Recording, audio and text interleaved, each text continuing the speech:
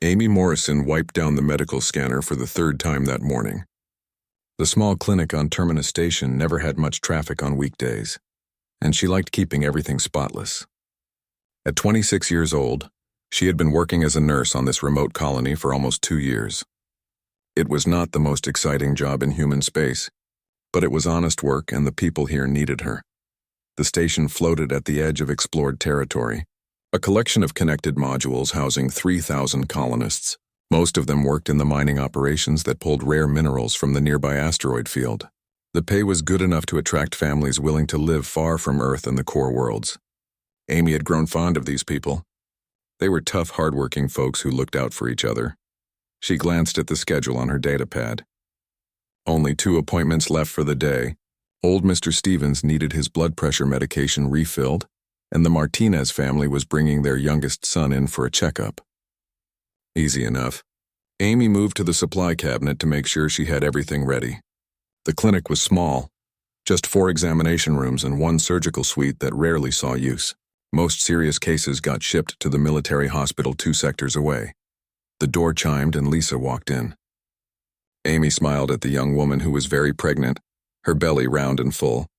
Lisa was due any day now and had been coming in weekly for the past month.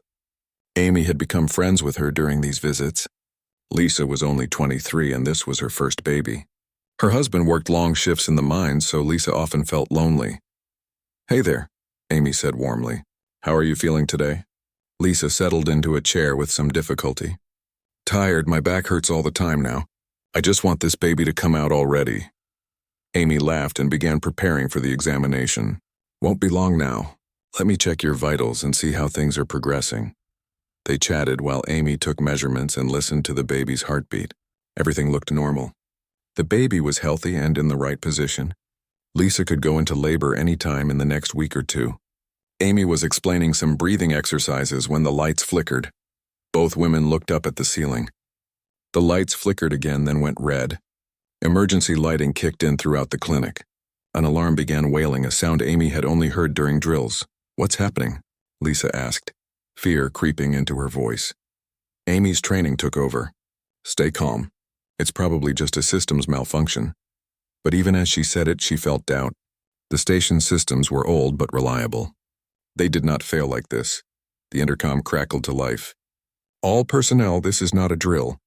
We are under attack. Repeat, this is not a drill. The station is under attack. All civilians report to designated shelter areas immediately. All security personnel report to your stations." Amy's heart began pounding. Under attack out here? There had been rumors about hostile alien forces pushing into human territory, but Terminus Station was supposed to be too remote, too unimportant to bother with. The building shook. Somewhere in the distance, Amy heard explosions. Lisa grabbed Amy's arm, her eyes wide with panic. "What do we do?" "We need to get you to the shelter," Amy said, helping Lisa to her feet. But before they could reach the door, the building shook again, much harder this time. The explosion sounded closer. Through the clinic windows, Amy could see plasma fire streaking across the sky. Ships were fighting above the station. Debris rained down on the outer modules. People began flooding into the clinic. The first was a man with burns covering his arms. Then a woman with a deep gash across her forehead. Then more and more. Within minutes, the small clinic was overwhelmed. The other 2 nurses who worked there came running in from their quarters. Dr. Fletcher, the station's only physician, appeared and immediately began triaging the wounded. "Amy, I need you on the serious cases," Dr. Fletcher shouted over the chaos. "Room 3 now." Amy wanted to help Lisa to safety first, but there was no time. She squeezed Lisa's hand. "Wait here. Stay in this chair. I'll be right back." The next hour became a blur. Amy moved from patient to patient, stopping bleeding, administering painkillers, stabilizing people as best she could. The wounded kept coming. She learned in fragments what was happening. Alien ships had appeared without warning. They were called the Krell, an insectoid species that humanity had been fighting for months along the border. No one knew why they had come here. The station's defenses were holding for now, but barely. Another explosion rocked the building. This one was very close. The wall of examination room 2 cracked. Amy heard screaming from the waiting area. She ran out to find more injured colonists stumbling through the door. One man was missing an arm. Amy grabbed supplies and got to work. She was sealing the man's stump when she heard Lisa cry out. Amy's head snapped around. Lisa was still in the chair where Amy had left her, but she was doubled over in pain. "Amy!" Lisa gasped. "Something's wrong, the baby. I think the baby is coming." "No, not now. Not during this." But Amy could see the wet spot spreading on Lisa's pants. Her water had broken. The stress and fear had triggered labor. Amy looked around frantically. Dr. Fletcher was performing emergency surgery. The other nurses were overwhelmed with patients. There was no one else. Amy made her decision in seconds. She helped Lisa up and half carried her toward the delivery room. "It's okay," she said, trying to sound calm. "We're going to get you through this." The delivery room was in the back of the clinic, the most protected area. Amy got Lisa onto the table and began preparing. Her hands shook as she gathered supplies. She had assisted with dozens of births during her training, but never alone, never during combat. Lisa was crying and squeezing Amy's hand hard enough to hurt. "I'm scared." "Where's my husband?" "I want my husband." "I know," Amy said gently, "but I'm here. You're not alone. We're going to do this together." The building shook again.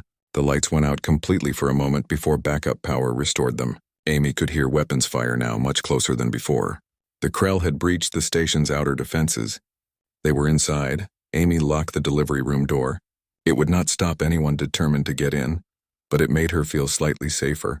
She turned back to Lisa and forced herself to smile. "Okay, let's have this baby." Lisa's contractions were coming fast and hard.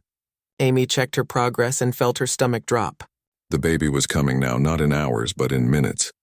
There was no time to move Lisa anywhere safer, no time to wait for help.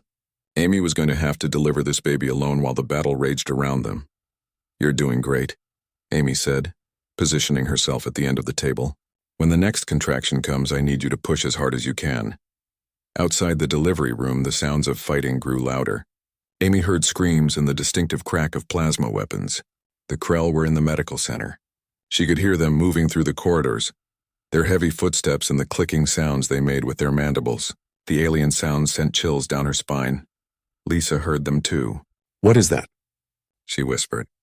"What are those things?" "Don't think about that right now," Amy said firmly. "Focus on the baby.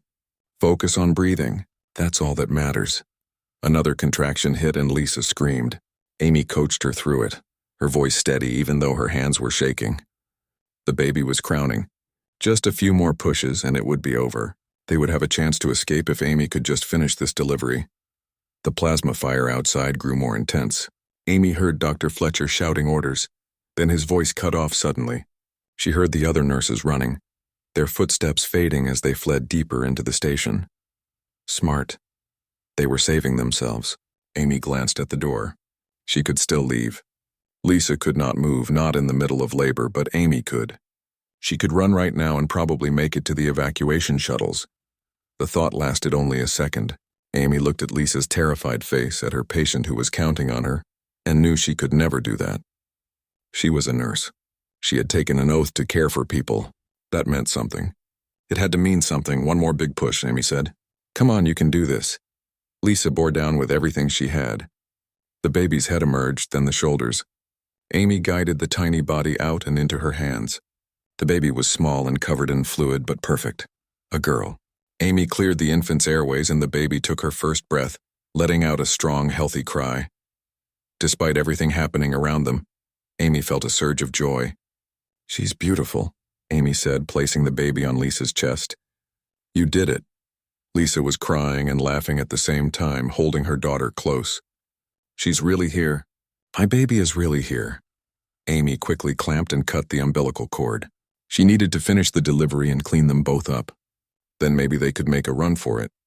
She grabbed towels and began wiping down the baby when she heard something that made her blood run cold. The clicking sound was right outside the door. Not just one Krell, but several of them. They were searching the rooms one by one. Amy heard plasma fire as they shot something in the next room. They were executing anyone they found. Her hands froze on the towel. "Amy?" Lisa whispered. She heard it too. The door handle rattled.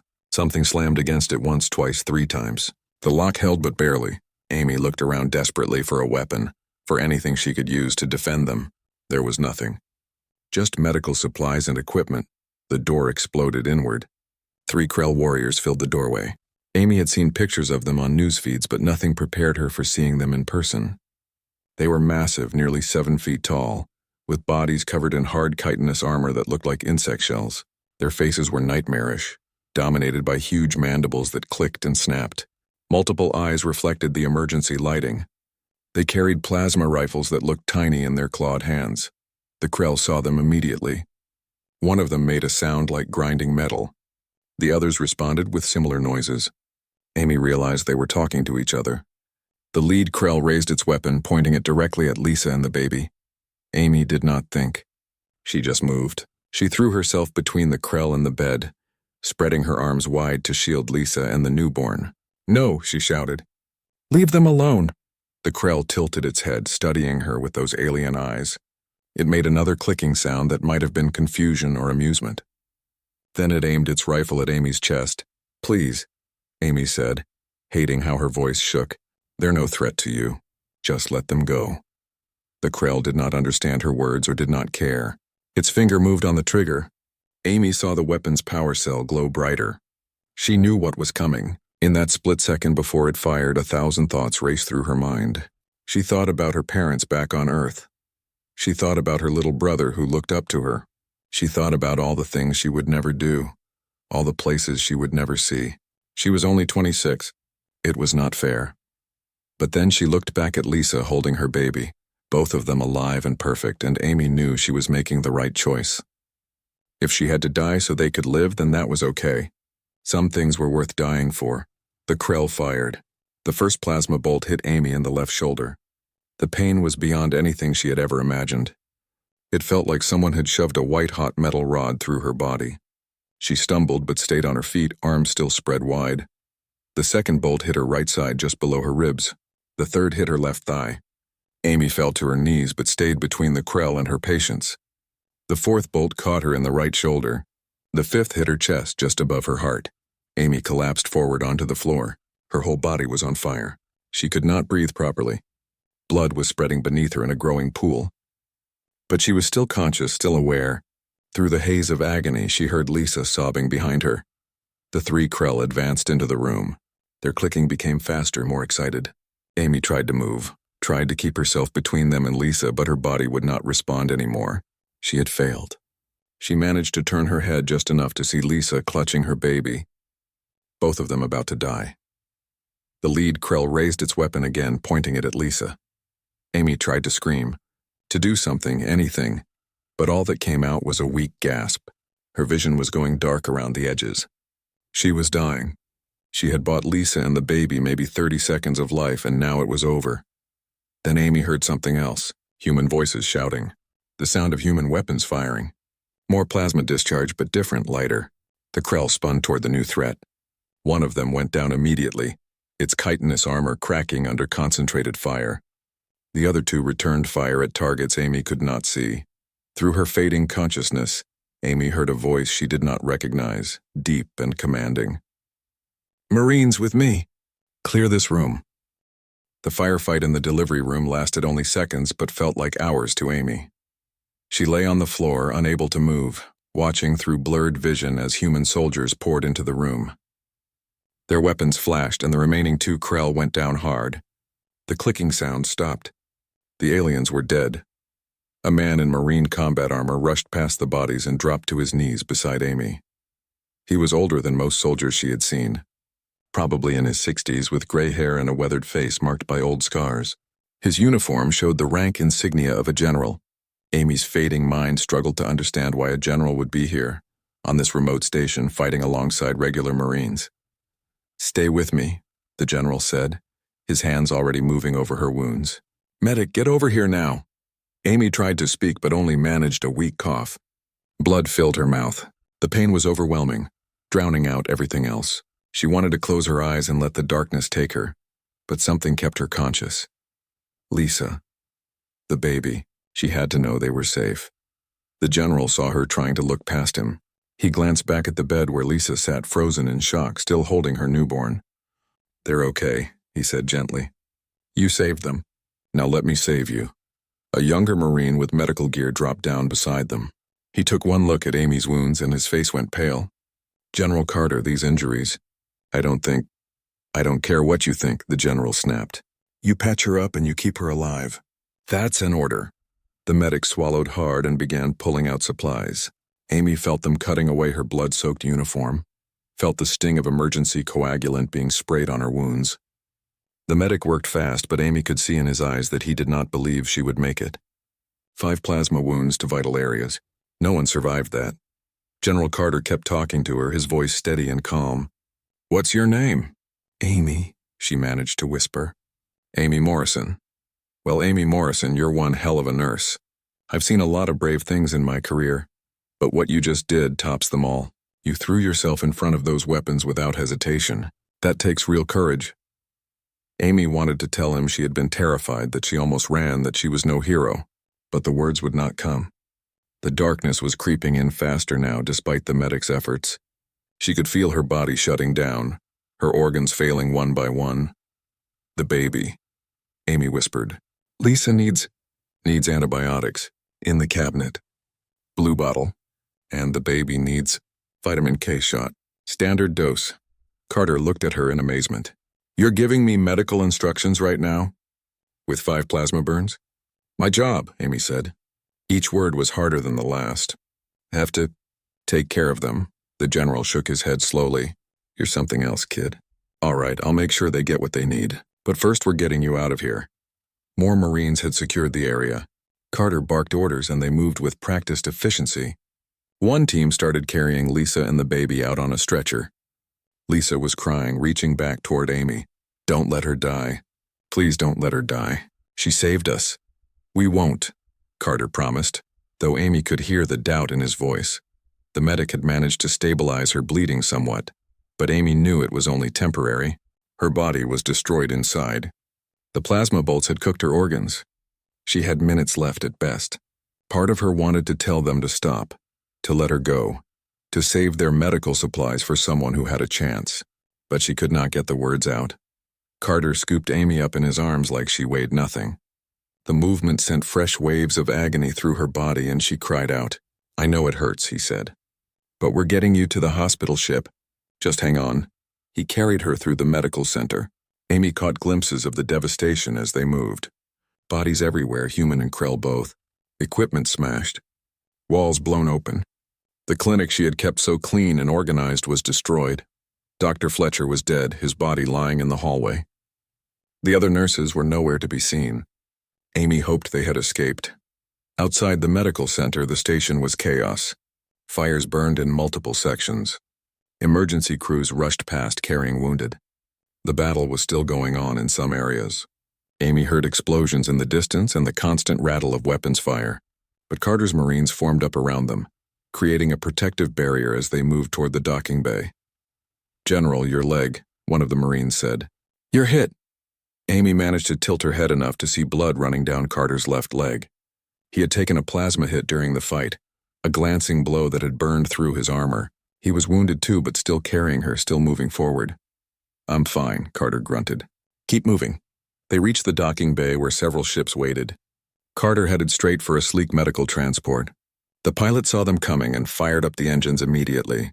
Carter carried Amy up the ramp and laid her on a medical bed. Automated systems came to life around her, scanners and monitors beeping as they assessed her condition. A ship's doctor appeared, took one look at the readouts, and went white. "General, these readings. She's in multi-organ failure. Even with our equipment, I don't know if we can—" "Then you'd better figure it out," Carter said, his voice hard as steel. "This woman took 5 plasma rounds to save a mother and her newborn baby. She stayed at her post when everyone else ran. She deserves every chance we can give her." The doctor nodded and immediately began calling for assistance. More medical staff rushed in. They surrounded Amy's bed, working frantically.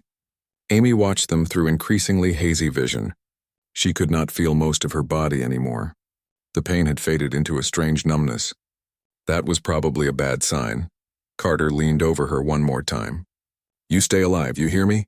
That's an order from a Marine general. You don't get to die today." Amy tried to smile. It felt important somehow that she follow orders, but she was so tired. The darkness was not scary anymore. It felt peaceful, welcoming. She could just close her eyes and rest. Just for a moment. No, stay with us, the doctor shouted. She's crashing. Get me the regeneration kit, move. The voices became distant. Amy felt herself floating away from her body. She thought about her family one last time. She hoped they would understand why she did what she did. She hoped Lisa would tell her daughter about the nurse who saved them. Then there was nothing but peaceful darkness and silence. General Ben Carter had been a Marine for 43 years. He joined when he was 19 years old, looking for purpose and adventure. He found both along with more combat than most people saw in 10 lifetimes.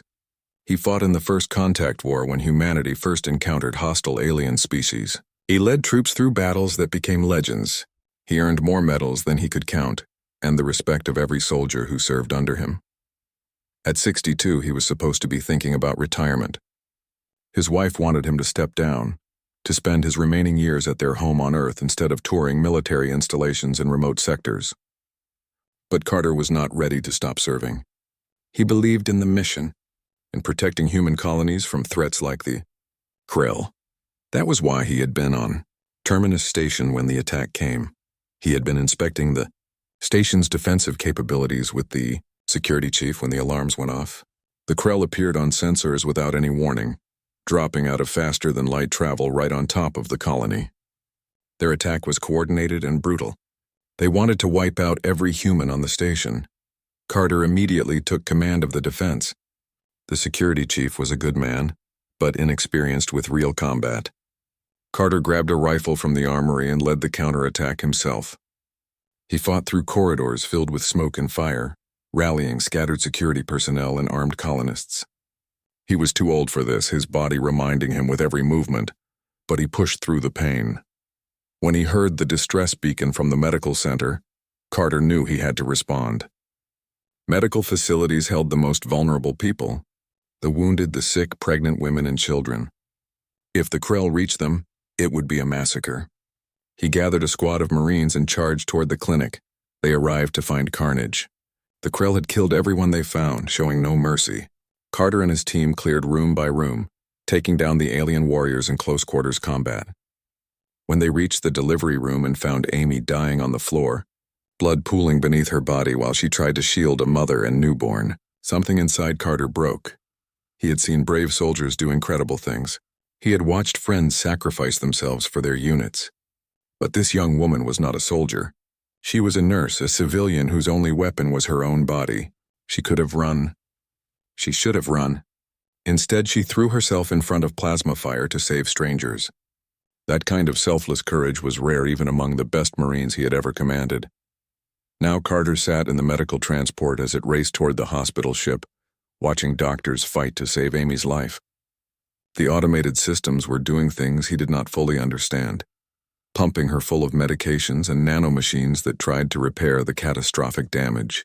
The doctors worked with desperate intensity, knowing they were fighting a losing battle. Her heart stopped, one doctor announced. Starting compressions, Carter felt helpless. He had led men into battle for decades, but here he could do nothing except watch. He thought about Amy's last words to him, giving medical instructions for her patients even while dying. That level of dedication deserved to be rewarded, not ended like this. Come on, he muttered. Don't quit now. The ship shuddered as it docked with the hospital vessel. The doors opened before they fully pressurized, and a full surgical team rushed in. They transferred Amy to their equipment and wheeled her away at a run. Carter tried to follow, but a nurse stopped him. General, you need medical attention too. Your leg wound can wait, Carter said, pushing past her. I'm staying with that patient. The nurse looked like she wanted to argue, but one glance at Carter's face changed her mind. She stepped aside and let him limp after the surgical team. His leg hurt like hell where the plasma bolt had grazed him, but it was nothing compared to what Amy had endured. The surgical bay was the most advanced medical facility in the sector. The lead surgeon was a woman named Dr. Kate Sullivan, one of the best in the fleet. She took one look at Amy's condition and immediately started barking orders to her team. They moved with practiced precision, hooking Amy up to life support systems and regeneration equipment that Carter had only heard about. This is bad, Dr. Sullivan said, studying the holographic display of Amy's injuries. 5 plasma burns. Massive tissue damage to her lungs, liver, intestines, and major blood vessels. She's been dead twice already and brought back. I've never seen anyone survive wounds like this.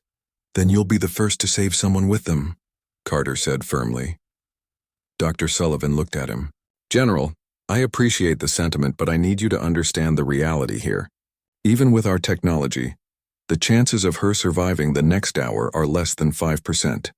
And if she does survive, she'll likely have severe brain damage from oxygen deprivation. You should prepare yourself for the worst. Carter stepped closer. Doctor, that woman in there took 5 bullets to save a mother and baby. She didn't hesitate, didn't think about herself, just acted. I've commanded thousands of Marines, and I've never seen that level of courage from a civilian. So you're going to use every piece of technology you have, call in every favor, try every experimental treatment, and you're going to save her life. Because if we can't protect people like her, then what the hell are we fighting for? The doctor held his gaze for a moment, then nodded slowly. All right, General. We'll do everything we can. She turned to her team. Get the regeneration pods ready. I want every organ specialist we have on call. We're not losing this one. The surgery began. Carter watched through the observation window as the team worked on Amy for hours.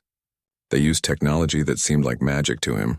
Nanomachines that rebuilt tissue at the molecular level, artificial organs that temporarily replaced her damaged ones, neural stimulators that kept her brain alive while they repaired her body. The surgery went on and on. Carter's leg finally gave out and he collapsed into a chair. A medic appeared and forced him to let her treat his wound. He barely noticed as she worked, his attention fixed on the operating room. Other officers came to brief him on the battle Terminus Station had held. The Krell had been driven off with heavy losses. The colony was secure, and the civilians? Carter asked. 247 dead, the briefing officer reported quietly. Another 300 wounded. But it could have been much worse. Your defense saved thousands of lives. Carter nodded but felt no satisfaction. 247 people dead, including Dr. Fletcher and other medical staff. So many families destroyed. And Amy Morrison fighting for her life because she refused to abandon her duty. Hours passed. Carter refused to leave his post by the observation window. His command staff tried to convince him to rest, but he waved them away. Marines brought him food and coffee that he barely touched. The sun rose on the hospital ship as it orbited near the damaged station, artificial daylight filling the corridors. Finally, after 18 hours of surgery, Dr. Sullivan emerged. She looked exhausted, her surgical gown stained with blood. Carter stood up too fast and his wounded leg nearly gave out again. He grabbed the window frame for support. Well? He demanded. Dr. Sullivan smiled tiredly. She's alive. I don't know how, but she's alive. We managed to repair the worst of the damage. Her liver was completely destroyed, so we replaced it with an artificial one until we can grow her a new one. Same with one lung. We rebuilt her cardiovascular system and repaired the damage to her intestines. The wounds are still critical but stable. Carter felt something loosen in his chest. And her brain? You said there might be damage? Surprisingly minimal. She was without adequate oxygen several times, but the nanomachines got there fast enough. She'll need time to recover, but her cognitive functions should be intact. The doctor's smile widened. You backed the right horse, General. That woman has a will to live that I've rarely seen. Can I see her? She's in recovery now, still unconscious. But yes, you can see her. Just don't stay too long. You need rest too. Carter followed the doctor to a private recovery room where Amy lay on a medical bed surrounded by monitoring equipment. She looked small and fragile, her body wrapped in regenerative bandages. But she was breathing on her own now, and the monitors showed stable vital signs. Carter pulled up a chair and sat down heavily. His leg throbbed and he felt every one of his 62 years. But he had kept his promise. Amy Morrison was alive. Amy drifted in and out of consciousness for the first 3 days. Each time she woke, the world seemed distant and unreal. Faces appeared above her. Voices spoke words she could not quite understand. She felt no pain, which seemed strange. She remembered pain, terrible burning pain.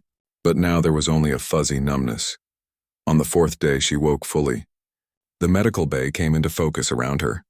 Machines beeped softly. Sunlight streamed through a window. No, not sunlight. Artificial light designed to mimic the sun. She was on a ship, she realized. Not the station anymore. Welcome back, a woman's voice said. Amy turned her head slowly to see a doctor standing beside her bed. The woman had kind eyes and graying hair pulled back in a bun. I'm Dr. Sullivan. You're on the hospital ship, Mercy. You've been with us for 4 days now." Amy tried to speak, but her throat was too dry. The doctor held a cup of water to her lips and she drank gratefully. "What happened?" Amy managed to croak out. "What do you remember?" Images flashed through Amy's mind. The attack. Lisa going into labor. The Krell breaking down the door, throwing herself in front of the plasma rifles. The pain. "I was shot," she said. 5 times. "I should be dead." "Yes, you should be," Dr. Sullivan said gently. "But you're not. You're one of the luckiest and toughest patients I've ever treated. Your injuries were catastrophic, but we managed to pull you through. You've got a long recovery ahead, but you're going to make it." Amy felt tears running down her face. She was alive. Somehow, impossibly, she was alive. "Lisa," she said urgently. "The mother and the baby. Are they okay?" "They're fine. Both healthy and safe. The baby is beautiful." Dr. Sullivan smiled. "Lisa has been asking about you every day. She wants to thank you personally when you're strong enough for visitors." Relief washed over Amy so powerfully that she started crying harder. She had saved them. It had not been for nothing. The doctor patted her hand and let her cry, understanding that she needed this release. Over the next week, Amy learned the details of what happened. General Carter had carried her from the medical center himself. He had refused to leave her side during the surgery, using his authority to ensure she got the best possible care. He visited her every single day, sometimes for hours at a time. "He's been like a guard dog," Dr. Sullivan told Amy with amusement. "Very protective.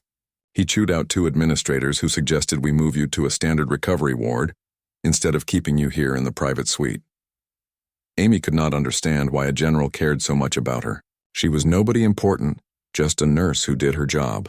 But when Carter visited that afternoon, she saw something in his weathered face that made sense of it. He looked at her the way her father used to look at her when she was a child, and had done something that made him proud. "You scared us pretty good there, kid," Carter said, settling into the chair beside her bed with a slight wince. His leg was still healing from his own wound. "I'm sorry," Amy said. "Sorry?" Carter laughed. "For what?" "For being the bravest person on that station. For saving 2 lives. Don't apologize for that." "I was so scared," Amy admitted. "When those aliens came through the door, I wanted to run. I almost did." "But you didn't," Carter said firmly. "That's what matters. Courage isn't about not feeling fear. It's about acting despite the fear. Every good soldier knows that. And you showed more courage in those few minutes than most soldiers show in their entire careers."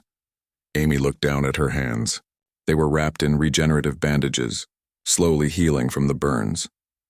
"I just did what anyone would do." "No," Carter said quietly. "That's where you're wrong. Most people wouldn't have stayed. Most people would have run and no one would have blamed them. You made a choice to put yourself between weapons and innocent people. That's exceptional." Over the following days, more visitors came. Lisa arrived with her baby, both of them healthy and glowing. Lisa cried and hugged Amy carefully, mindful of her injuries. "I named her Amy," Lisa said. "Amy Grace after you. I want her to grow up knowing about the woman who saved her life." Amy held the tiny baby and felt a warmth spread through her chest that had nothing to do with the regeneration treatments. This little girl would live. She would grow up, go to school, fall in love, have adventures, all because Amy made one choice in one terrible moment. Other colonists from Terminus Station came to visit too. People whose lives Amy had touched during her 2 years on the station. They brought flowers and cards and told her she was a hero. Amy did not feel like a hero, but she accepted their thanks graciously. The news of what happened spread beyond the hospital ship. Within days, military channels across the sector were talking about the nurse who took 5 plasma rounds to save a mother and baby. Within a week, the story reached Earth. News networks picked it up, and suddenly Amy's face was on broadcasts across human space. Carter showed her some of the coverage on his datapad. "You're famous," he said with amusement. "The whole human sphere knows about you now." Amy felt embarrassed. "I don't want to be famous. I just want to get better and go back to work." "You will," Carter promised. "But you need to understand what this means. People are inspired by your story. You've become a symbol of what humanity stands for, our compassion, our willingness to sacrifice for others. That matters, especially now when we're fighting species like the Krell who don't understand those values." The alien species that were allied with humanity also heard Amy's story. The Centauri, A reptilian race that had been humanity's partners for decades sent a formal commendation. The Velian Republic, insectoid beings who were nothing like the hostile Krell, expressed profound respect for Amy's actions. Both species had cultures that valued duty and honor, but the idea of a non-combatant sacrificing herself for strangers moved them deeply. "They're starting to understand what makes humans different," Carter explained. "Not better, just different. We form bonds quickly with people outside our family groups. We feel empathy for strangers. We'll die for principles and ideas. Most species don't work that way." Amy was not sure she liked being used as an example of humanity. She still just thought of herself as a nurse who did her job. But she could see that her actions had meaning beyond just saving Lisa and the baby. They represented something larger. The recovery was hard. The regeneration treatments hurt despite the pain medication. Amy had to relearn how to walk, her body weak from the trauma and the weeks in bed. Physical therapy was exhausting and frustrating. Some days she wanted to give up. But Carter was there, encouraging her, pushing her, reminding her that she was strong enough to get through this. "You survived 5 plasma rounds," he would say. "You can handle a few exercises." 3 weeks after the surgery, Amy walked on her own for the first time. It was just across the room and back, but it felt like a victory. Carter watched with obvious pride. "There you go," he said. "Knew you could do it." That evening, as Carter was preparing to leave, Amy stopped him. "Why do you care so much?" she asked. "You're a general. You have a whole fleet to worry about. Why spend so much time here with me?" Carter was quiet for a long moment. "Because you remind me why I do this job," he finally said. "I've been a Marine for over 40 years. I've seen so much death, so much destruction. Sometimes you forget what you're fighting for. But then someone like you comes along and shows you. We're fighting to protect people like you, people who care, who sacrifice, who make the universe a better place just by being in it. You reminded me that it's all worth it." Amy did not know what to say to that. She just nodded, feeling tears sting her eyes again. "Get some rest," Carter said, standing up stiffly. "Tomorrow we're going to work on those stairs." After he left, Amy lay back in her bed and stared at the ceiling. She thought about everything that had happened, about the choices she made and the consequences that followed. She would do it again, she realized. If faced with the same situation, she would make the same choice. That had to mean something. The Marines who had been with General Carter during the battle could not stop talking about what they saw. In the barracks and mess halls of military ships across the sector, they told the story of the nurse who shielded a mother and newborn with her own body. Each telling added details, painting a picture of extraordinary courage under fire. Corporal Jake Harris had been the first through the door after Carter. He told anyone who would listen about finding Amy on the floor, bleeding from 5 plasma wounds but still conscious and trying to protect her patients. She looked right at the general and started giving medical instructions, Jake said. 5 plasma rounds in her and she's thinking about how to care for the people she saved. I've never seen anything like it. The story spread through military channels like wildfire. Within 48 hours, every ship in the human fleet knew about Amy Morrison. Commanders shared the story with their crews. It became a topic of discussion in training sessions and officer meetings. Here was proof that ordinary civilians could show the same kind of courage that military personnel aspired to. When the news reached Earth, major networks picked it up immediately. It had everything that made for a compelling human interest story. A young woman, working a quiet job on a remote colony, suddenly faced with unthinkable danger and making the ultimate sacrifice. The fact that she survived against all odds made it even better. Amy's family learned about it from a news broadcast. Her mother was watching the evening news when Amy's picture appeared on screen. The reporter described the attack on Terminus Station and Amy's heroic actions. Her mother started crying and called Amy's father and brother. Within an hour, dozens of relatives and friends were trying to contact the hospital ship. The military helped facilitate communication. Carter personally called Amy's parents to assure them their daughter was recovering well. "She's the toughest person I've ever met," he told them. "You raised one hell of a daughter." On colonies across human space, people followed Amy's recovery with intense interest. Children drew pictures of her to send to the hospital. Schools talked about her in classes about courage and duty. Communities held fundraisers to support Terminus Station's rebuilding efforts in Amy's name. She became a folk hero without ever intending to. The story resonated especially strongly with other nurses and medical personnel. They understood the impossible situation Amy had faced. Hospitals and clinics displayed her picture, with captions reading, "This is what dedication looks like," and "Our oath means something, medical." Schools added her story to their curriculum as an example of professional ethics under extreme pressure. But the impact went beyond humanity. News traveled fast in the galactic community, and soon other species heard about the incident. The Centauri Accord, humanity's oldest alien allies, sent an official delegation to the hospital ship. They requested permission to meet Amy and present her with a Centauri Honor Medal, something rarely given to non-Centauri. The Centauri ambassador was a dignified being named Crix who had worked with humans for decades. When he met Amy, still recovering in her hospital bed, he performed a traditional Centauri gesture of respect. "Your actions have moved my people deeply," Crix said through his translator. "We Centauri pride ourselves on loyalty and courage, but what you did transcends species. You embody the best of what intelligent beings can be." Amy felt overwhelmed. "I just did my job," she said quietly. "No," Crix replied. "You did much more. You showed that humans will protect the helpless even at cost to themselves. This is not common in the galaxy. Most species prioritize their own survival above all else. Your willingness to sacrifice for strangers is unusual and admirable." The Velian Republic also reached out. The Velians were an insectoid species which made their interest particularly significant, given that the attackers had been the insectoid Krell. The Velians wanted to make clear that they found the Krell's actions abhorrent, and Amy's response inspiring. A Velian representative named Speaker Zir visited the hospital ship.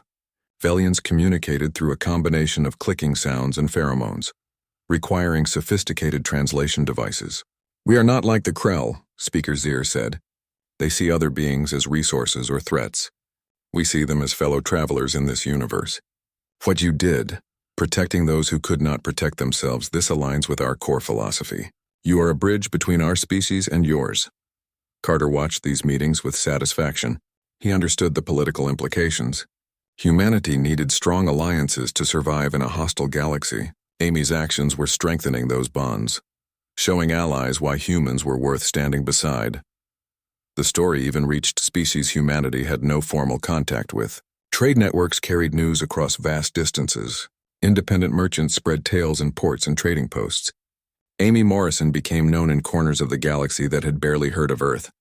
Not everyone reacted positively.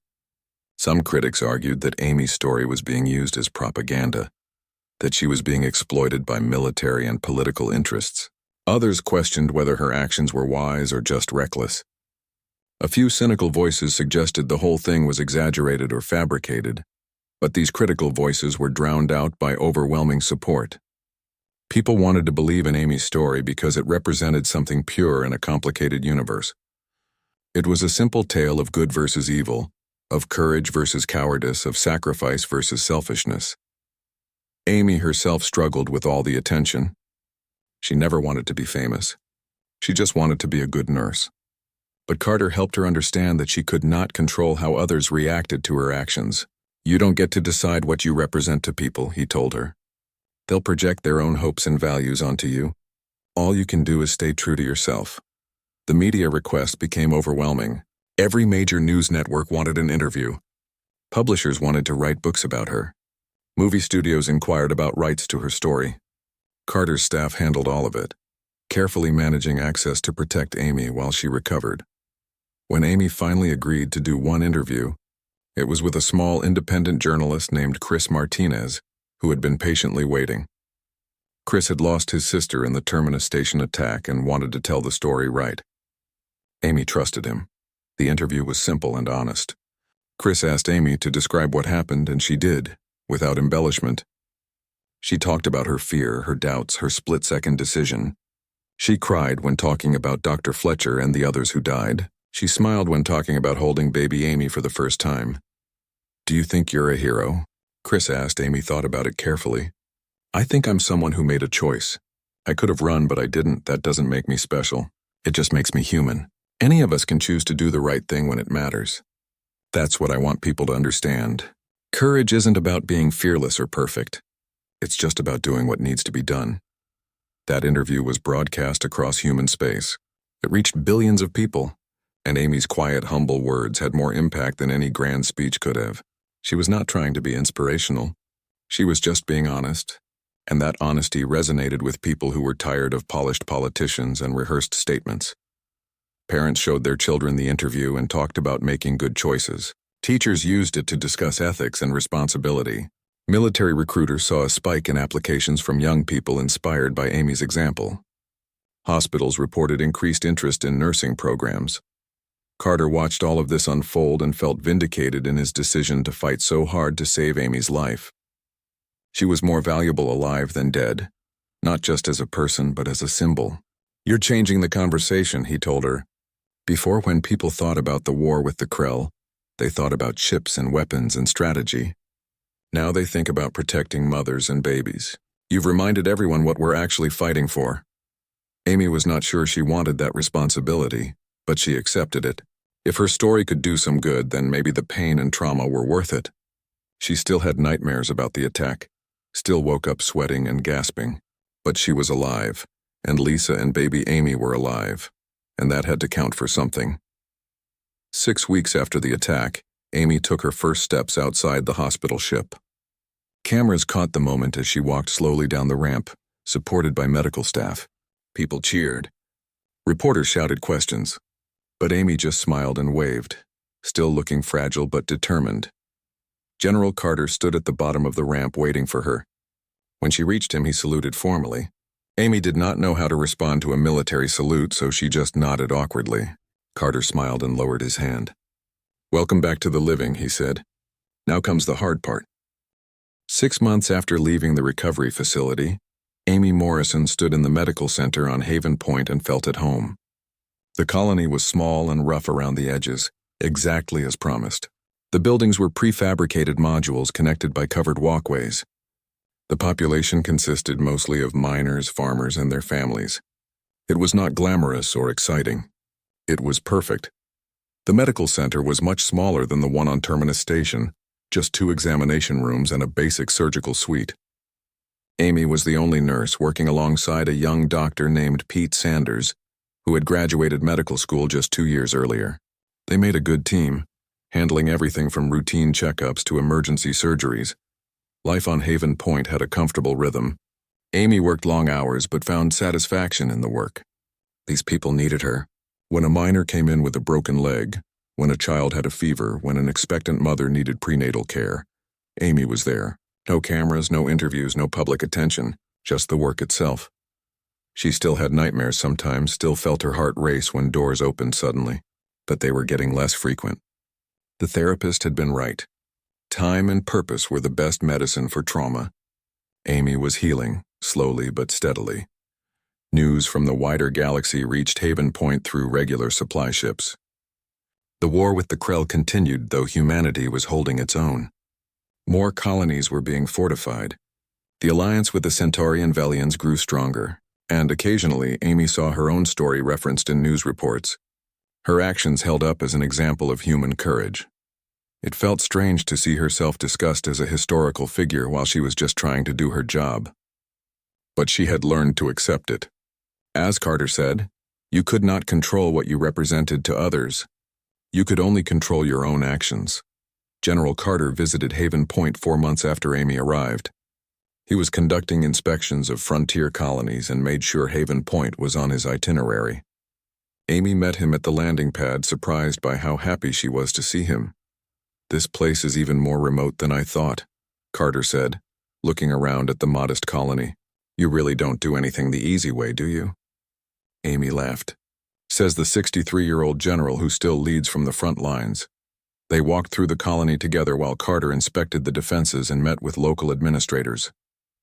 But he saved most of his time for Amy, joining her for dinner in her small quarters. She cooked, something she had not done much since the attack, and they talked like old friends. "How are you really doing?" Carter asked. Amy considered the question honestly. "Better than I expected. The nightmares are less frequent. The fear is manageable. I still think about that day, but it doesn't consume me anymore. I'm learning to live with it." "Good, you've come a long way." Carter paused, then pulled out his datapad. "I want to show you something." He brought up a video file and handed her the device. Amy watched as the image resolved into a ceremony on Earth. Thousands of people filled a grand hall. On stage, politicians and military leaders sat in formal dress. And there, projected on massive screens, was Amy's face. This was last month, Carter explained. The Stellar Cross ceremony. We were going to wait until you could attend in person, but you made it clear you weren't interested in traveling to Earth for ceremonies. Amy watched as a speaker described her actions on Terminus Station. They announced that she was receiving humanity's highest civilian honor, the Stellar Cross, for extraordinary courage in the face of mortal danger. The audience stood and applauded. Amy felt uncomfortable watching it. I don't need medals, she said quietly. I know, but other people need to give them to you. Let them honor what you did. It helps them process what happened and find meaning in it. The video continued. More speakers talked about Amy's significance, about how her story had inspired people across human space. Then Carter himself appeared on screen, taking the podium to give a speech. Amy watched her friend, this legendary general, speak about her with obvious emotion. When people ask me what makes humanity special, Carter said in the video, I tell them about Amy Morrison. I tell them about a 26-year-old nurse who faced 3 armed Krell warriors and chose to shield strangers with her own body. I tell them about how she took 5 plasma rounds and survived through sheer force of will. I tell them about how she went right back to nursing afterward, choosing to serve on another frontier colony where she's needed most. The camera panned across the audience. Many people were crying.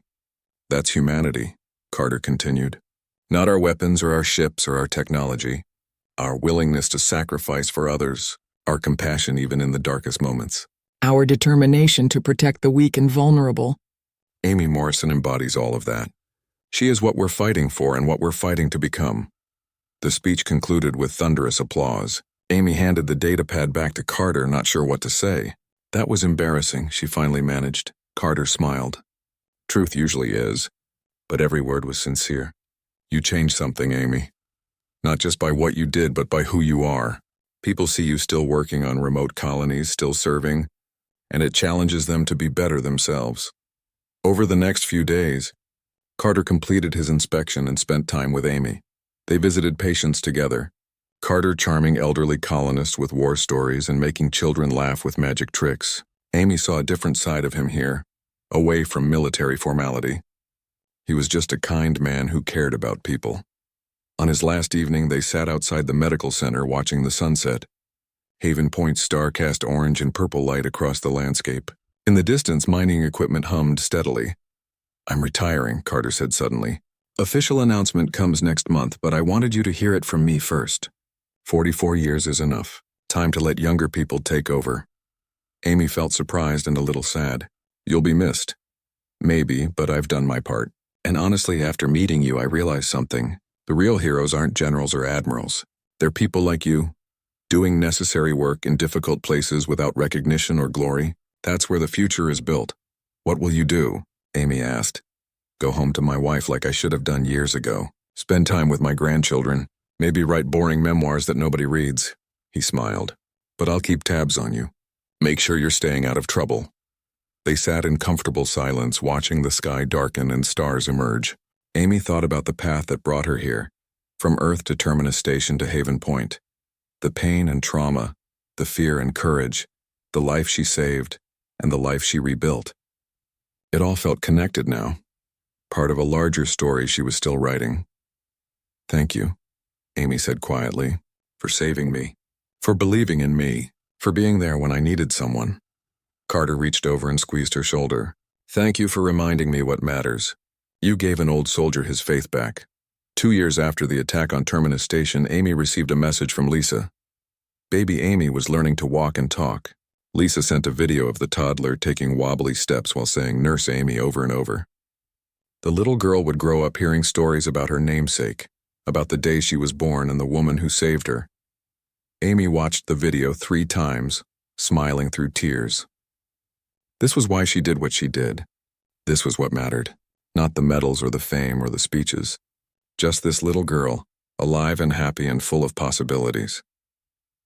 Haven Point grew slowly but steadily. More families arrived, attracted by jobs and affordable land. The colony became more stable, more prosperous.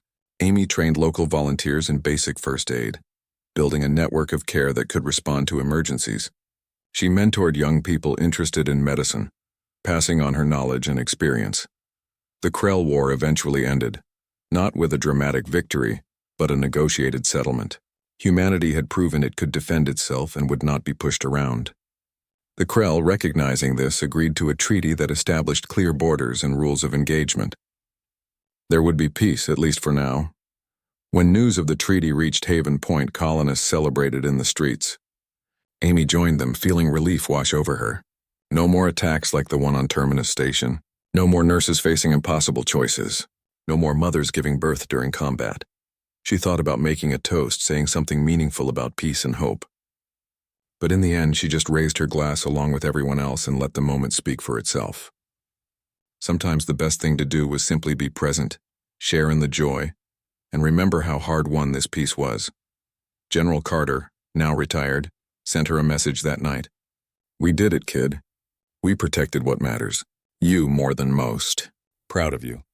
"Always will be," Amy wrote back. "Proud of you too, General. Enjoy retirement. You earned it." 5 years after the attack, Lisa and her family visited Haven Point. Baby Amy was now an energetic 5-year-old who ran around the medical center with endless curiosity. Amy showed her the examination rooms and let her play with a stethoscope. The child listened to her own heartbeat with wonder. "What's this?" young Amy asked, pointing at the medal Carter had given Amy, which hung on the wall of her office. "That's from a very special person," Amy said. "He gave it to me to remind me that doing the right thing matters, even when it's hard." The little girl considered this seriously. The transition from patient to person was harder than Amy expected.